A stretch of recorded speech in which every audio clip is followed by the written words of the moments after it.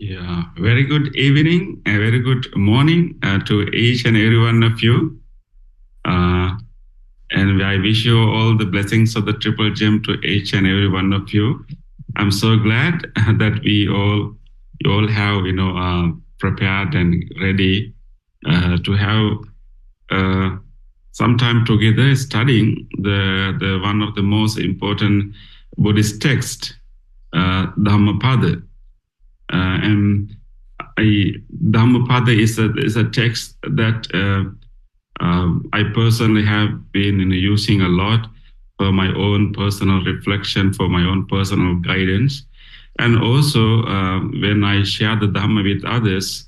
And we also use the Dhammapada as an important source book for us to know the teaching of Buddha. As a small monk, we memorize the Dhammapada in our monastic training. So usually you may have seen this Dhammapada text in different versions. Usually when I was a small monk, we had a very small handy version of Dhammapada that we always carry in our hand. And we memorize those verses. And at that time, it was a task for us to memorize Dhammapada, like usually every day.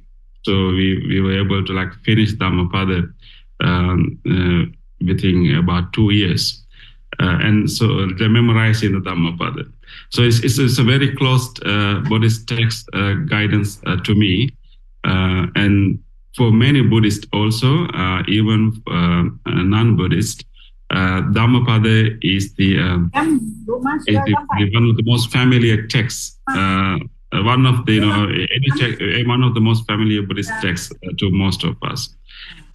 So I'm welcome you with a lot of joy and happiness to go through this important text. And I'm very thankful to Mahakaruna Buddhist Society for organizing this and allowing more people to learn Dhamma. I personally also quite happy. I was able to reconnect with some of our Malaysian friends. But I think this goes. There are people who are actually not only from Malaysia and Singapore, but also from the US, from Sri Lanka and other parts of the world. So we maybe are for some people it's morning, some people it is evening. But welcome you all. So what I'm going to do, I have sent you selected verses. So we are going to learn the meaning of these verses. And then try to understand the special terms that are in those verses, and then also try to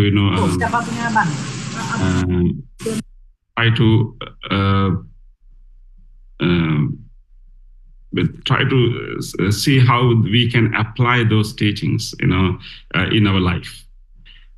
That's the goal. So today, as the first thing, I'm going to give some background of the Dhammapada. I had no idea, who is the audience, means there was the level of your, familiarity with the Buddhism. But anyway, I'm going to, give you some basic background information also before I start. So since we have a large number of people, I would like you to, we will have a question and answer session at the end. But maybe I'm doing this part today. I'm going to do an introductory session. Once we complete the introductory session, we can have a short question and answer, and then we will study the two gathas that is reserved for today. So then we can. After that discussion, we will also have a chance to ask questions. So you can you can raise your hands. So I will invite you based, you in order of your appearance. If you raise your hands, at the same time you can also use the chat box to write your question, and so we can, I will try to answer as much as we can. Okay.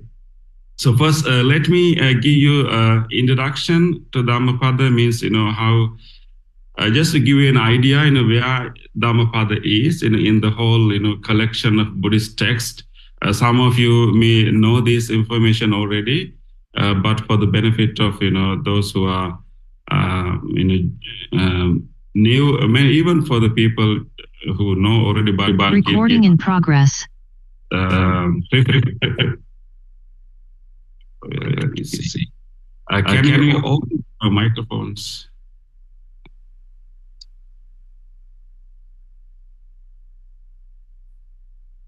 Okay.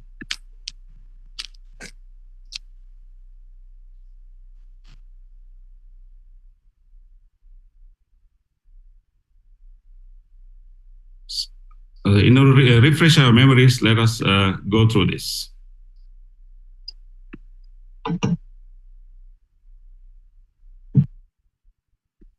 So the brief introduction to the Buddhist scriptures. As you know that the Buddha's teachings are recorded in Pali language and preserved in a set of scriptures. And of course, there were other languages also used to preserve the Buddha's teaching. In addition to Pali, Sanskrit, which is very close to Pali, was also used as a language to preserve the teachings of the Buddha. So the Pali was one important language. And this whole collection of scriptures is called Tipitaka. Some of you may already know about it, meaning, 3 baskets. So 3 means 3. Pitaka means baskets. The baskets actually meaning, of course, the literal meaning is basket, but it's actually collection. So 3 collections of the teachings of the Buddha. That's why we call Tipitaka. And these 3 collection or 3 sections of the teachings of the Buddha. First section is called Vinaya Pitaka, which means a collection of all the discipline rules and guidance for monks and nuns given by the Buddha. That's the first category. And the second category is called Sutta Pitaka. Sometimes we also call Sutra Pitaka. And that is the discussions, dialogues, and sermons given by the Buddha. So that whole collection is called Sutta Pitaka. And then, of course, we have a third collection that is actually a deeper analysis of the Buddhist teachings, a little bit more philosophical analysis of the teachings that are found in the Sutta Pitaka. More further analysis are found in the Pitaka called Abhidhamma. So Vinaya, Sutta, Abhidhamma are the 3 categories or 3 sections of the Tipitaka, the collection of the Buddhist scriptures. So in Vinaya Pitaka, we have 5 books. In Sutta Pitaka, actually there are mainly 5 Nikayas, but if you include the small text included within the Khuddaka Nikaya, it comes to 19 books. And then in Abhidhamma Pitaka, we have 7 books, 7 different types of books. So altogether, there are 31 books if you count it in number of texts. Mainly because the last Nikaya, Khuddaka Nikaya, is actually a collection of small texts. So the second section, Sutta Pitaka, includes, the discourses given by the Buddha. We know that in the Sutta Pitaka, these are the subcategories of the Sutta Pitaka: long discourses of the Buddha, middle and discourses of the Buddha, numerical discourses of the Buddha, and then we have other, and then also I think I missed one here. That is the connected discourses of the Buddha. And the 5th one is called, you can call them collection of little texts or Khuddaka Nikaya. So this is how the discourses or the sermons of the Buddha were categorized during the first Buddhist council that happened after 3 months of the Buddha's passing away. We know that, that is one of the most important gathering, most important, convention, council, happened in the early history of Buddhism. just within the 3 months of the Buddha's passing away, all the prominent disciples, immediate disciples of the Buddha got together, and they made sure that the key teachings of the Buddha, key discourses and key teachings of the Buddha are preserved for the next generations. So during that council, they rehearsed what they have learned directly from the Buddha. As you know, that Venerable Mahakāshyapa presided the council. Venerable Ananda reported the teachings given by the Buddha. Venerable Upali reported all the discipline rules and regulations and guidance given by the Buddha. So in that first council, all the teachings and discipline rules were collected, and mainly all the discourses were collected, and then they were divided into subsections. Like this is how they divided. They focus on length of the discourse. So we have long discourses of the Buddha, what we call Digha Nikaya. Then we have middle length discourses of the Buddha, what we call Majjhima Nikaya. And then we have numerical discourses of the Buddha, what we call Anguttara Nikaya. And then we also have a connected or kindred discourses of the Buddha, that's called Saññutta Nikaya. And the last one is called Kuddaka Nikaya. Actually, it's a collection of little texts. So Kuddaka Nikaya is simply named for the collection of 15 texts. And so those small texts were already in use. Most of them were already in use even at the time of the Buddha, because when the new monks come for the training, there were certain verses, there were certain collections of sayings of the Buddha that were already memorized and already used as teaching aids to train new monks. So even before the first council, there were already, memorized collection of the text. So in this, so collecting all these different texts, we have one whole category called Kuddaka Nikaya. So Dhammapada that we are going to study today belongs to the last category that's called Kuddaka Nikaya, and it is actually the Dhammapada is actually collection of verses of the Buddha. And so Buddha, when Buddha gives a teaching to a community, a group of people, and sometimes he usually summarizes his teachings in a verse. Because when you give teachings in a verse, like a poetic form, it is easy for us to remember.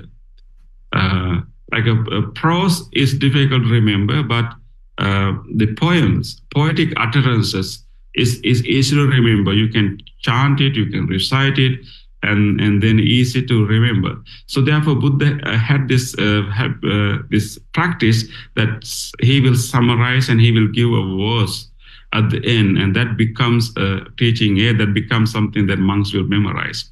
So Dhammapada is actually the collection of all different verses given by the Buddha, mostly summarizing his teachings.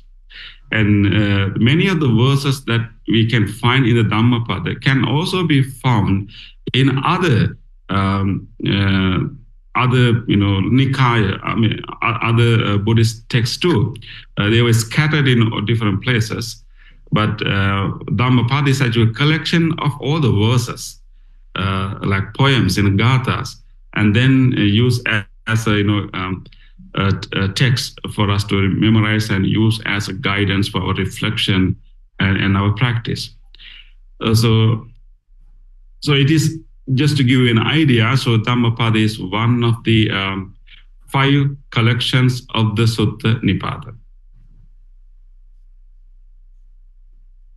Okay, and just to give you an idea, today we have this opportunity to learn the teachings of the Buddha, and we have access to read the teachings of the Buddha, but we have to remember there's a big gap between the time that Buddha lived and then the time that we are living. It's like a 26th centuries gap.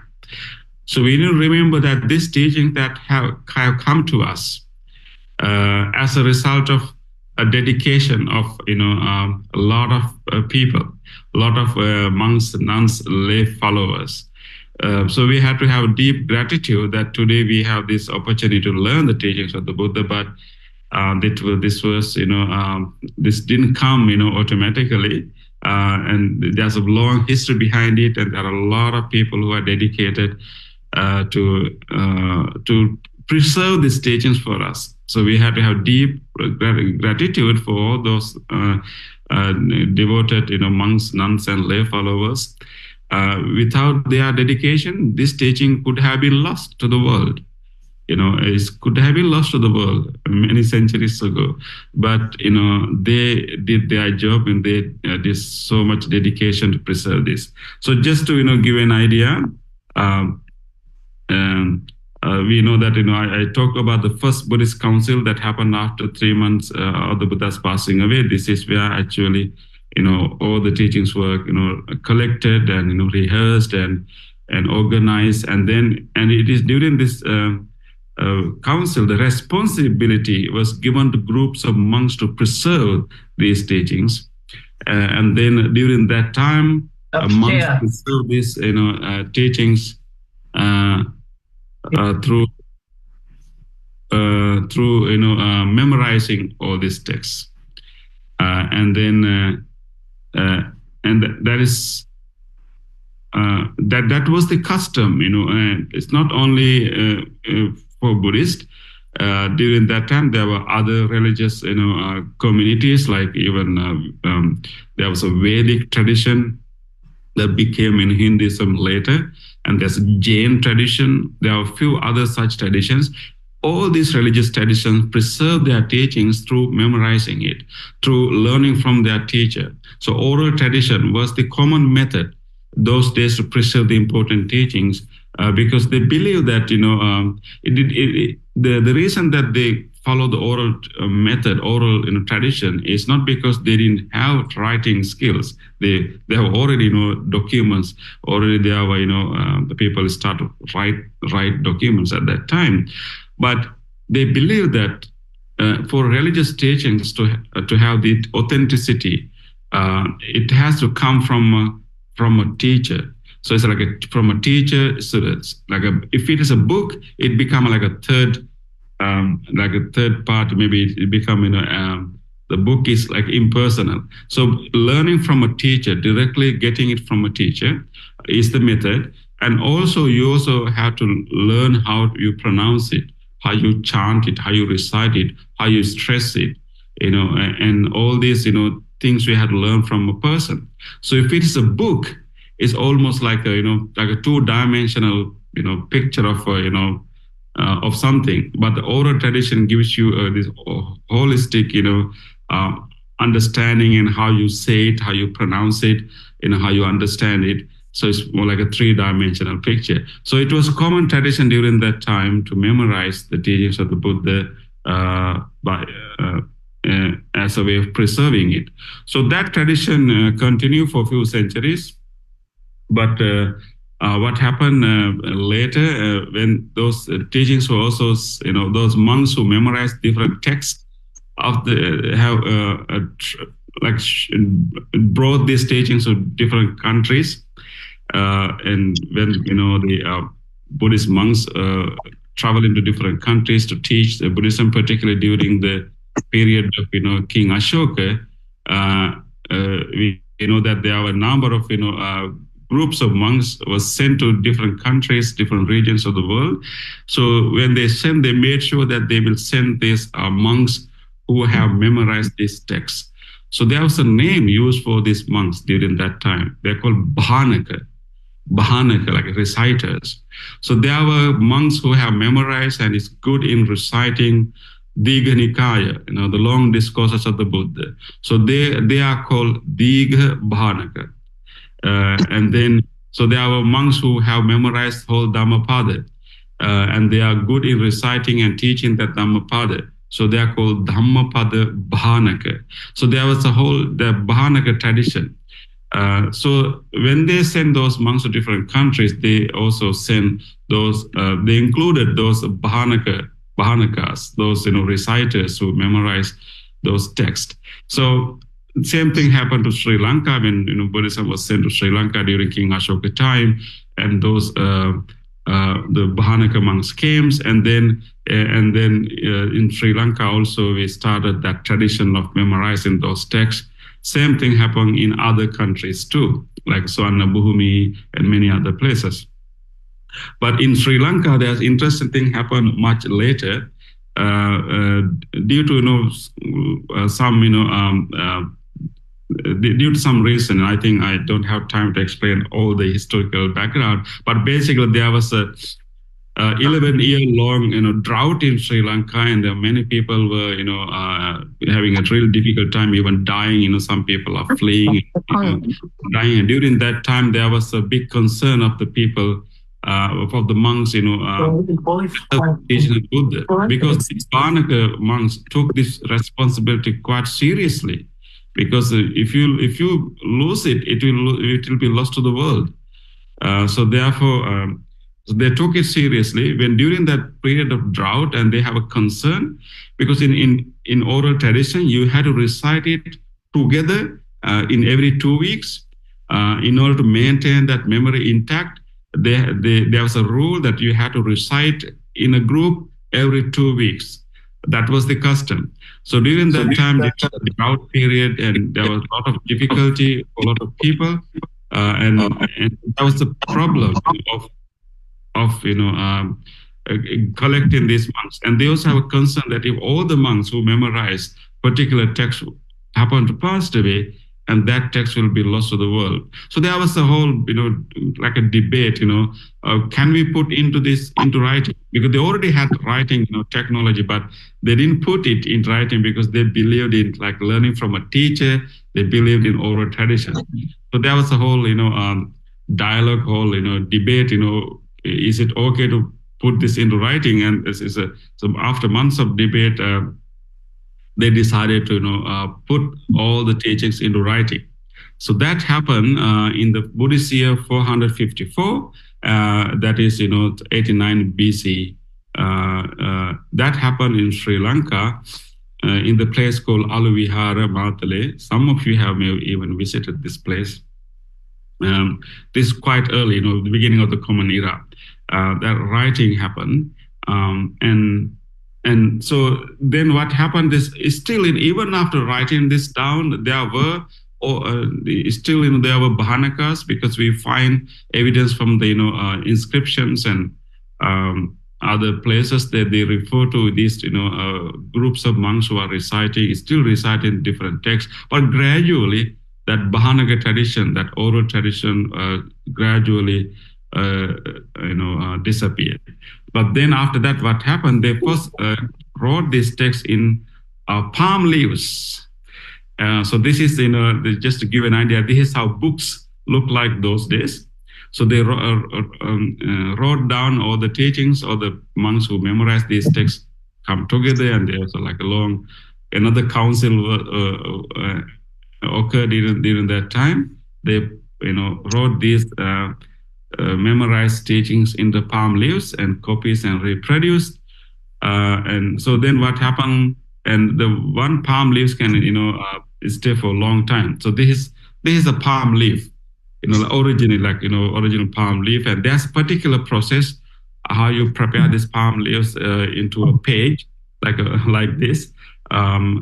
It's a long process how you prepare it. And then once you prepare it, and then you will write on this palm leaves using, actually when you write on the palm leaves, you don't really use ink. You actually, it's like a scribing.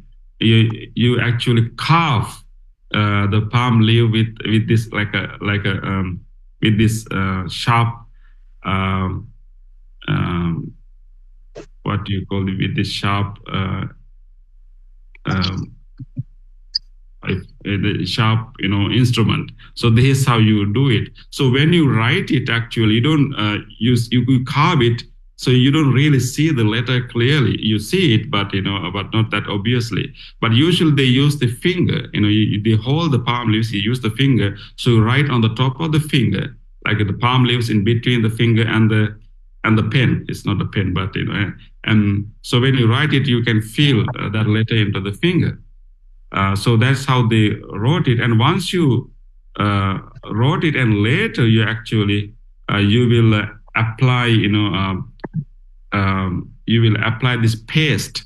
That paste is made from charcoal and mixed with with a special kind of oil, and you create this paste. Then once you apply that paste into palm leaves, those dust will go into the carvings that you made and then appear as letters. So this is how the palm leaves were produced. So then palm leaves text became the means through which the Buddhist texts were preserved, and so and then there were reproduction of these palm leaves, the copying of these palm leaves, and we know that throughout the history these palm leaves are preserved and collected and reproduced and even exchanged between countries. And then they use different letters to write those palm leaves. So for many centuries, the palm leaves became the source through which these teachings came down to us. But the palm text can stay for centuries. And so these are the example. And of course. And later, what happened with the introduction of the modern technology in 19th century, invention of the printing machine by the Western nations. So when the printing technology arrived in Sri Lanka and actually also in Thailand and in Myanmar also, and those palm leaves texts were they were transferred to a printing text. I think for the first time in Thailand, these palm leaves texts were transferred to printing books, and then later in Sri Lanka and also later in Myanmar. And then of course then we have this printing of papers and texts, the same teachings, and then of course nowadays all these teachings have been transferred to online, and then that whole teaching that were memorized, that were written down on palm leaves and preserved for many centuries, now available in our fingertip in online. These are the websites that you can find the whole Tripitaka and just examples of where you can find them. But right now it's easy for us to have access to them.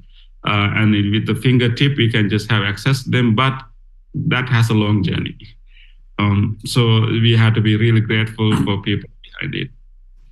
And and even we have access to them, we may not necessarily mean that simply reading it, we will get the full idea of it. We still need a teacher, we still need a community to comprehend, to understand it. And that is exactly what we are doing today.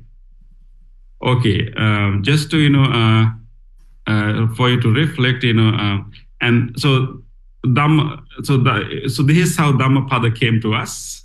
And then just to give you a brief idea, so Dhammapada, again, collection of poems uttered by the Buddha. It has altogether 423 verses.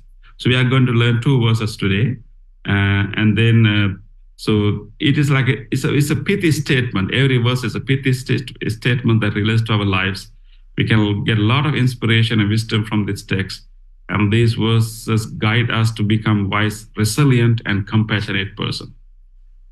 So our goal is to be familiar with these teachings and develop those qualities in us.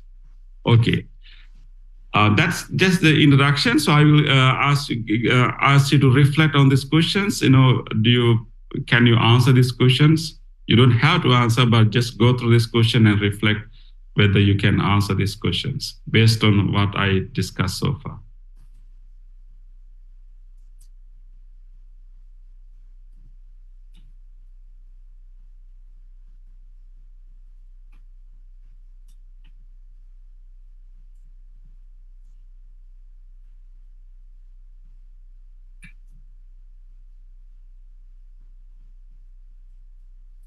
Okay, if you have any questions from this introduction, I would like you to give a chance to ask a question. You can either write the question in the chat box or raise your hand if you have any question related to the points that I made right now.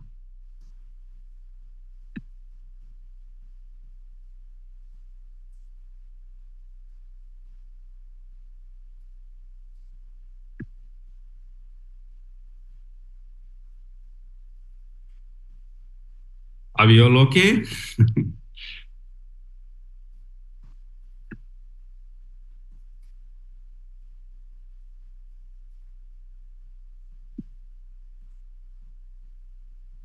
Okay, if you don't have any questions from those in introduction, we can move to the other our Dhammapada today.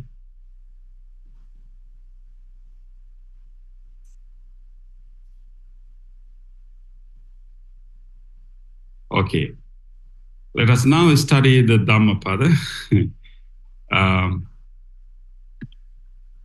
The text that we are planning to do today, the verses. Okay, now we are going to really read the teachings of the Buddha and then try to understand the meaning and background story and everything. So I would like to start that study with taking some time to pay our gratitude, pay our tribute, and pay our veneration to our supreme teacher, to our Buddha. And also with deep gratitude to all the monks, nuns, and lay followers who actually contributed so much to pass these teachings from generation to generation. Today we have the opportunity to learn them. So let us pay our respect to the Buddha. Namo tassa bhagavato arahato Sammā Sambuddhassa. Namo tassa bhagavato arahato Sammā Sambuddhassa. Namo tassa bhagavato arahato Sammā Sambuddhassa.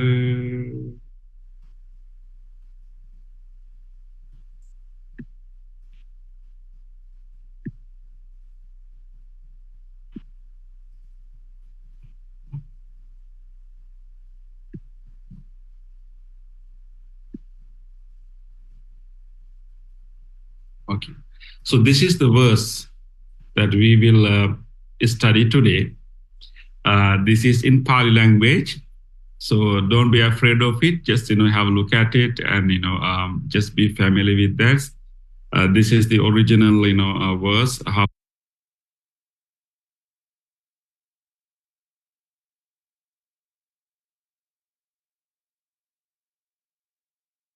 the Buddha might have uttered his teachings. So we will take a time to look at it. Maybe I will chant this for you.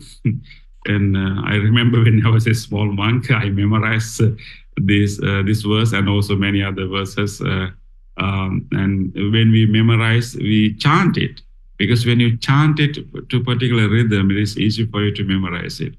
And of course, I'm not going to teach you Pali, but this is not a Pali lesson. But it's just let us be familiar with these terms. I'm going to teach you a few important Pali terms also, but this is the verse that we are going to learn. So let me chant it. Diso disaṃ yantaṃ kayirā verī pana verinaṃ Micchāpaṇihitaṃ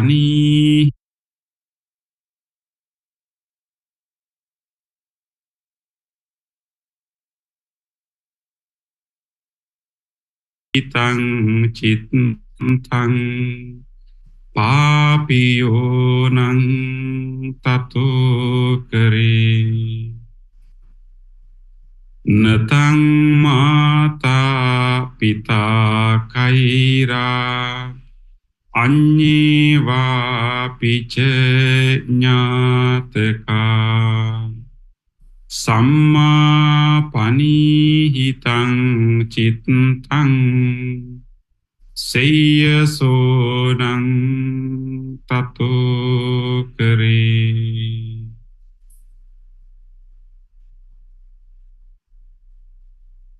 Let's read the meaning. Whatever harm an enemy may do to an enemy, or a hater to a hater, an ill-directed mind inflicts on oneself a greater harm.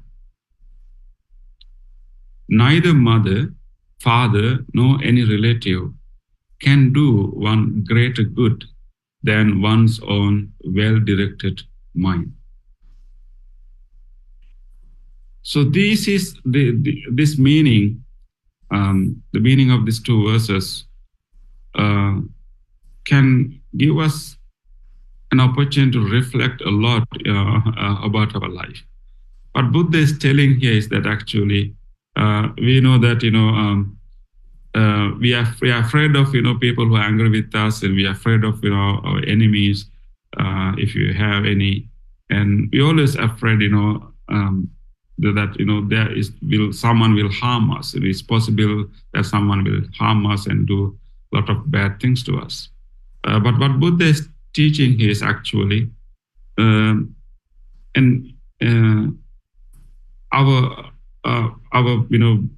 biggest enemy can be within ourselves. An ill-directed mind can inflict a greater harm in us than any enemy or any angry person can do to us. So it's a very important teaching for us to remember, because our ill-directed mind will bring, will guide us, will motivate us to do so many bad things, so many dangerous things, and so many unwholesome things, which will produce produce bad results for us. And sometimes we are harming ourselves through our own ill-directed mind. But don't be afraid. But the same way, Buddha, just after that verse, we have the another verse. Neither mother, father, nor any other relative can do one greater good than one's own well-directed mind. We know that our parents are the one who actually are the greatest benefactors to our life, and they will do anything for us. And also there can be other relatives or good friends who will always help us and do a good favor to us. But Buddha is saying that actually our best friend, our best benefactor is actually within ourselves too. Our well-directed mind can do a greater good to us than anyone else can do to us in this world. So it's all depends on how we train our mind, and that's that is the guidance that Buddha has given to us here. Let's unpack a meaning a little bit more in these two verses. First, I would like you to be familiar with these few Pali terms. So in the original verse, you can see there are certain terms and a lot of Pali terms, but I would like you to be familiar with these terms. So mātā is a term that is used in this verse, and that is the name for mother in Pali. So you can just learn that Pali word, mātā, mother. It's so interesting that many languages in the world, when it comes to mother, we have a similar term. Usually start with M, right? Either you can think about all the languages that you are familiar with, think about what you call mother in your language, or in the languages that you are familiar with. It will start with ma, maybe still it should have a ma. So that's very common thing. So even in Pali, you call mother mātā. And then second one is pitā, that is for father. So pitā or father, maybe it's like per is there, and there can be many different names for father, but pitā in Pali is for father. And the other important term is here cittaṃ, and we find this term in this verse. Cittaṃ is one term that we use to refer to the process of mental processes. But that citta is not only this only term. There are many other terms also different terms in Pali will refer to different functions of the mind. I think most of you are familiar with the very well-known three terms that we use to refer to different functions of the mind, what you call citta, mano, and vijnana. And the term citta is found here.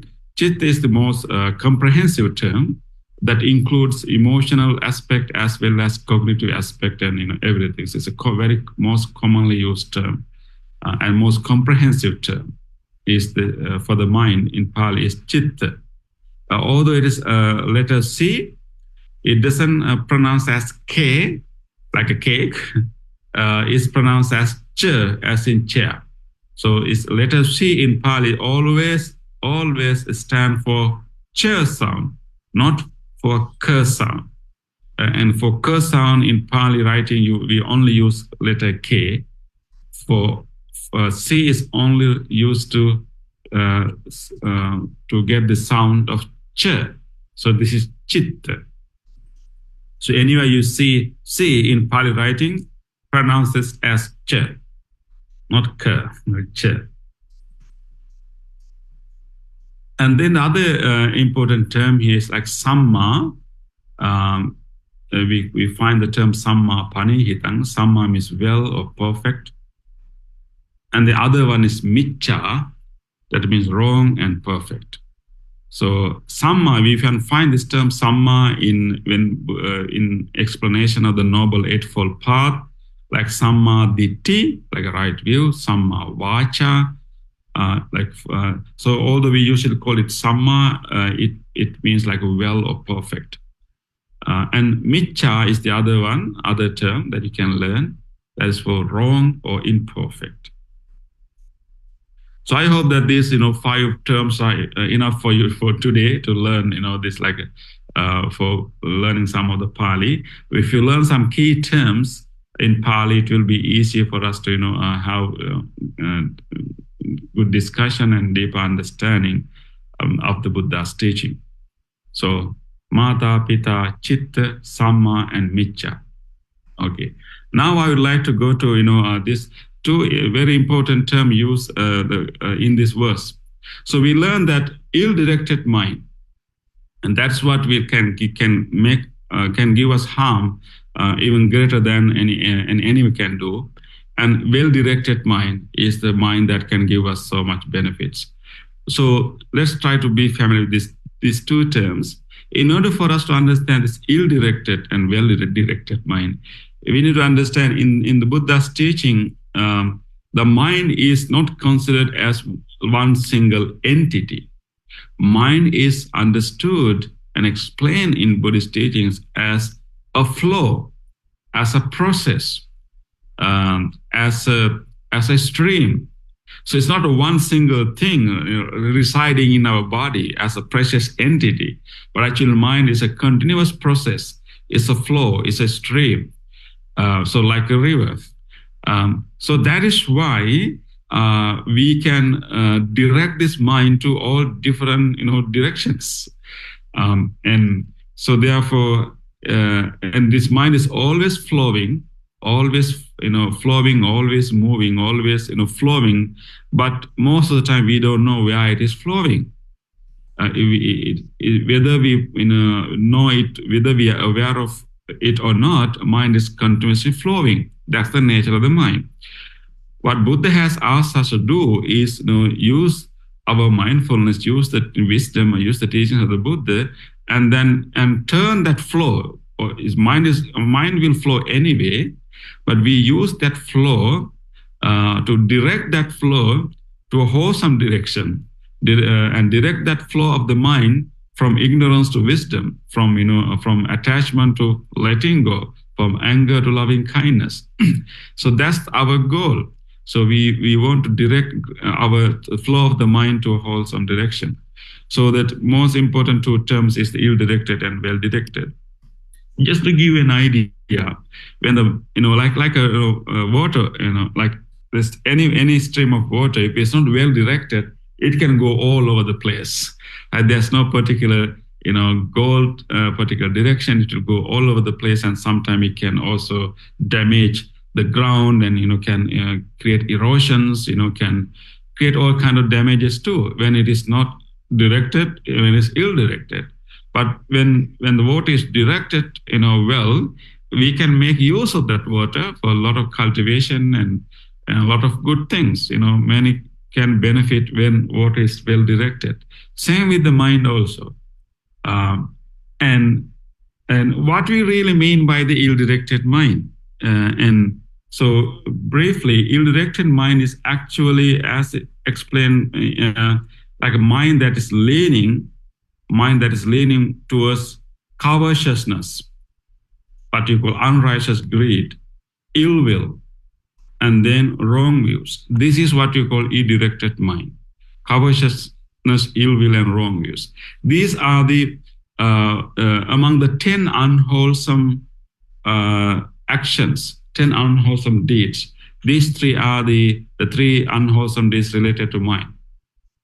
Of course, underlying these three things, we have generally we call lobha or the greed, hatred, and delusion are the general unwholesome roots in our mind. No one is completely, free from greed, hatred, and delusion in their subtle forms until we are fully enlightened. But when we are not mindful of that, and that initial roots of greed, hatred, and delusion can be manifested into stronger versions of those things. So what we mean by covetousness or unrighteous greed is extreme version of normal, like liking or craving. Ill will is a stronger version of anger, and the wrong views is like a dogmatic, strong held wrong views. So what we mean by ill-directed mind is not really initial roots of greed, hatred, and delusion, but a stronger version of covetousness, a stronger version of those three roots, which is covetousness, ill will, and wrong views. When our mind is directed to these direction, leaning to these things, it is called ill-directed mind. So why our mind is leaning to those direction, like covetousness or unrighteous greed, which means actually craving for things that belongs to others. Not only, I mean, you may attach to your own things, but when it develops into a point that you even crave to things that belong to others, it is called covetousness, and that is really ill-directed mind. And ill will also a strong version of simple irritation. So why our mind will go to that extreme? Because of lack of mindfulness, lack of effort, like internal effort, and lack of investigation or discernment. That is why our mind is going there. So that is why we try to train ourselves in mindfulness and try to develop our inner strength to overcome urges that is coming in from us, and develop the inner strength to resist the temptation. So when you develop them, we can protect our mind from flowing to these unwholesome places. So this is what we mean by ill-directed mind. When it comes to wrong views, actually it's deep dogmatic beliefs about the world that will not lead someone to do good, that will not lead someone to behave morally. Any strong held view that will not motivate someone to behave well, it can be called wrong views. But in Buddhist texts, we altogether we have about 10 wrong views. We don't have time to go through everything, but just take a moment to read this standard list of wrong views. If you have questions, we can have this. We can ask questions later.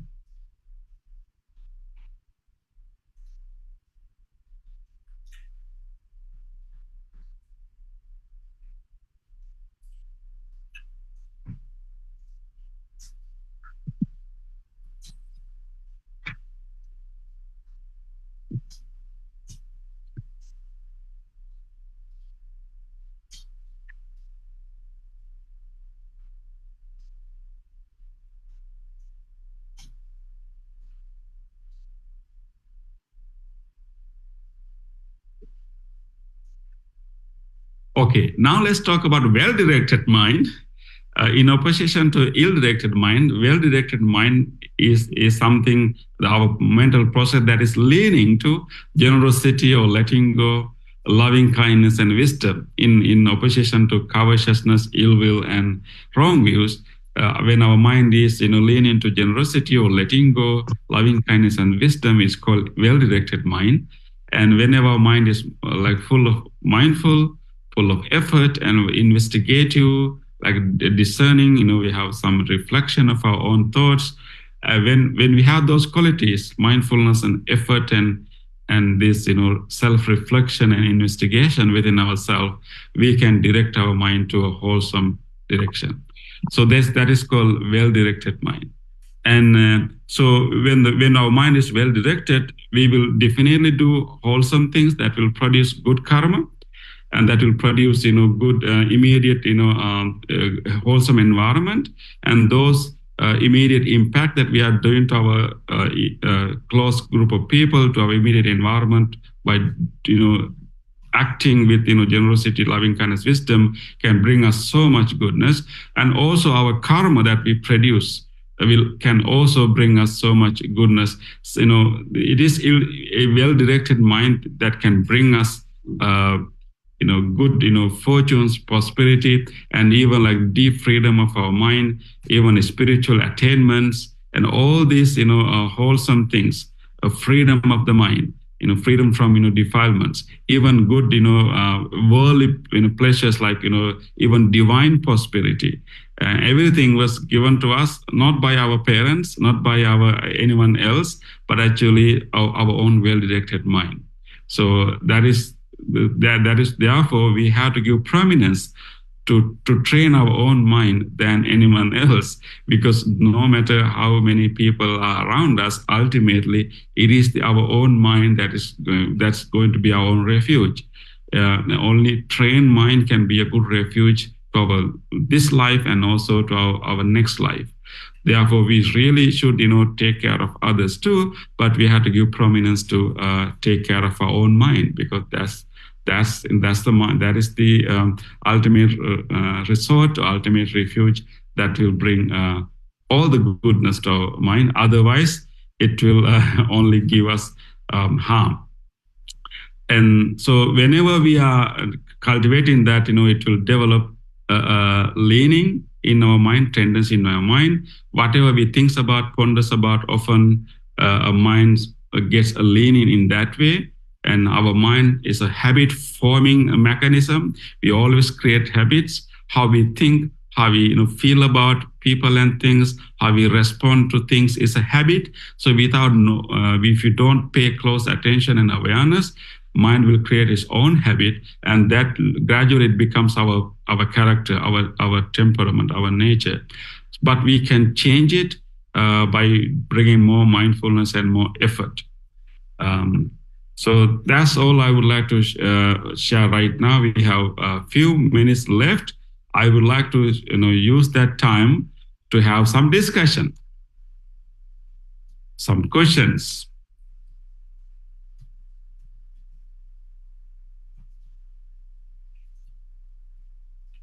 So please feel free to open show your hand if you have a question, or you can use the chat box to write your question.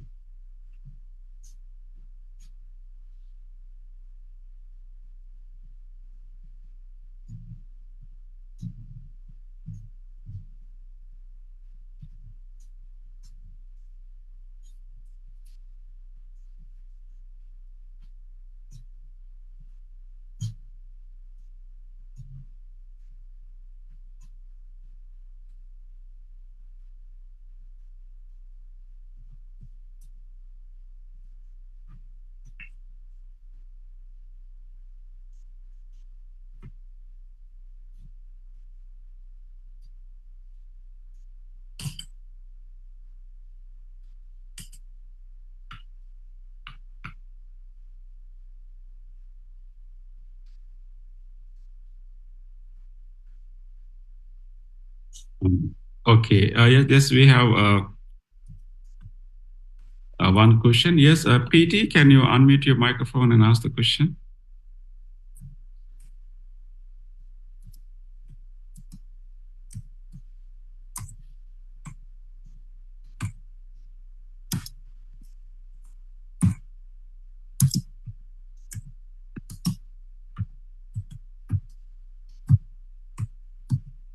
Yes, please ask your question. Yeah. There's a question from T. Minho. Some translation in Chinese version, how do we know it is genuine?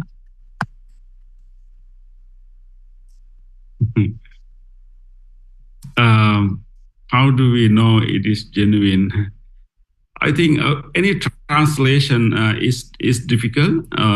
Translating is not an easy task. Definitely. So I think maybe the question is whether the translation is genuine or whether the version is genuine. Fortunately for Dhammapada, we can easily know it because there are versions of Dhammapada. And of course, Pali Dhammapada is the complete version, but there are also many other versions that are found in many other languages too. So the best thing is to compare. If you have a few versions of Dhammapada, Sanskrit version, Pali version, and also there's also Gandhari versions. And if you're really interested in knowing, you can compare. At least we have Pali version clearly, and then compare it with another version. And the important thing is we need to realize that translation is not easy. So we have to have some empathy for those translators. If we, fortunately for Dhammapada, we can compare with other versions that we can know it. Yes, now the question from PT.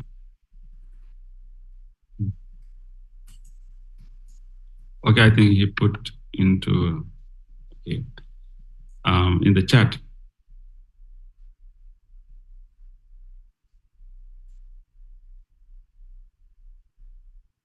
Okay. If the mind ponder on ill will, but one does, I think the question is, does not act on it, does it carries the bad karma? Okay, that's a good question. If the mind ponders on ill will, but does not act on it, does it carries the bad karma? Okay, this is a very good question. Actually, simple irritation, simple anger, although we use these terms interchangeably, particularly in Pali, these terms refer to different grades, different intensity of the anger. So the term, like simple term, like like the term for the ill will is vyapada. That means extreme form of anger, more like enduring form of anger. So simple irritation, simple surge of hanger does not carry bad karma. But if you keep your anger in a prolonged way, you keep hating a person for hours and for days, and that definitely have a great impact on our mind. So karma is something that is impact that we are doing to our own stream of consciousness. Karma is not something that is written somewhere else. It's the impact that you are doing to your own mind. So if you keep hating someone for days, that will create or seeds in our consciousness that will carry the bad karma. But momentary feeling of anger will not carry bad karma, but it simply enhance our habit to get angry. There's the other disadvantages. But momentary anger, momentary irritation will not bring bad karma if you don't act on it. But it simply produce more unskillfulness and more strengthen your habit.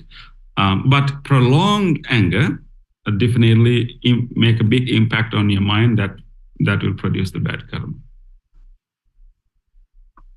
Okay,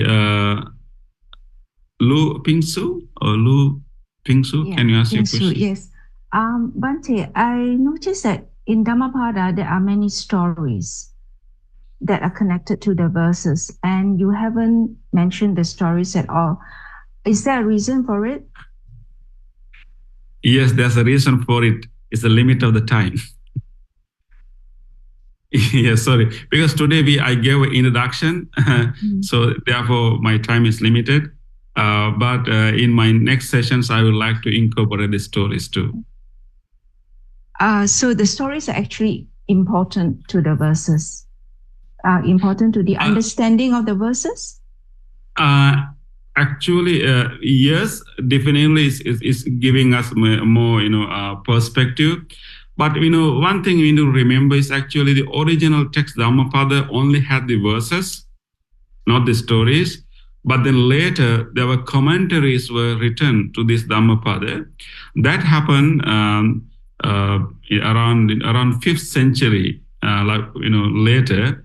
Mainly that happened in Sri Lanka. So then more commentaries were written to these verses, explain the meaning, and also, giving the background story. So those stories are really important. But we need to remember that these commentaries were written quite later, about at least about 1,000 years later than original collection was made. So definitely those stories are helpful to get a reflection.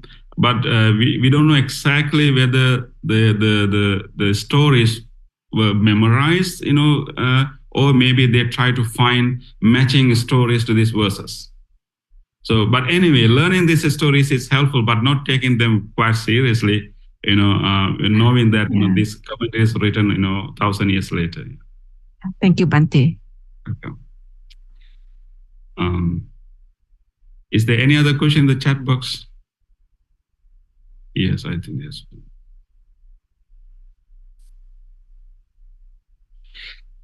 So there's one question in actually, when our minds cling to an object or keep ruminating about it, like a criticism or bad comment, it can disrupt our sleep, causing distress and suffering. How to redirect the mind?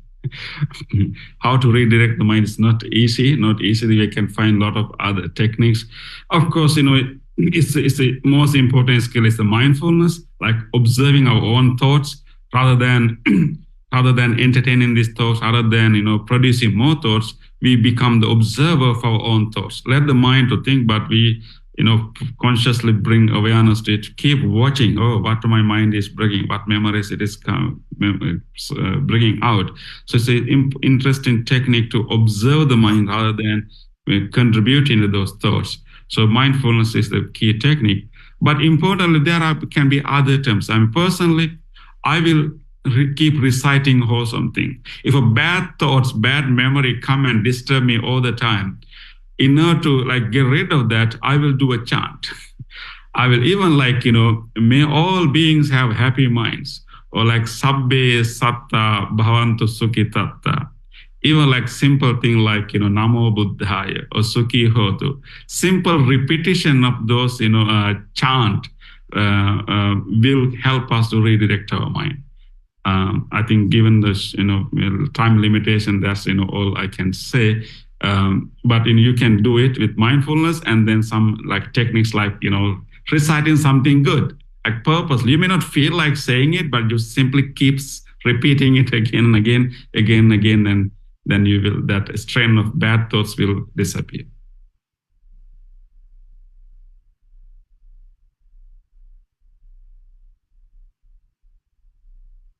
Okay.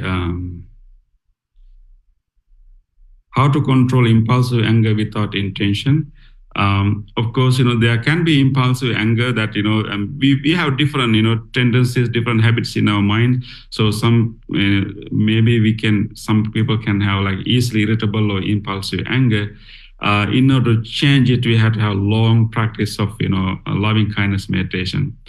When anger is arising, impulsively, of course, if we have developed mindfulness, we become aware of it. Otherwise, it's very difficult. I think we have to train ourselves before we get into that impulsive anger. More mindfulness meditation, more loving kindness meditation will change the whole pattern of the mind. So we have to do it in advance. So it's basically practicing loving kindness meditation more on other times, and then our propensity to have impulsive anger will gradually disappear, not at once, but it takes long practice. Okay, sister, have we passed our time?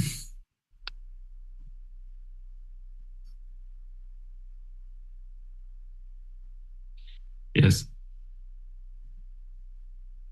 Yes, I think, we have come to the, end of the class, and I'm so glad that, many of you, registered, to this course, so from next week onwards, I will focus more on the verse that, we have selected, and maybe discuss exactly how we can apply in our daily life those teachings, and also, sharing with you stories, behind those verses also. That are also, very beautiful also. So let us conclude our session right now, and I really appreciate your time. And I'm so glad to see all of you, again, and I look forward to our next class on Thursday.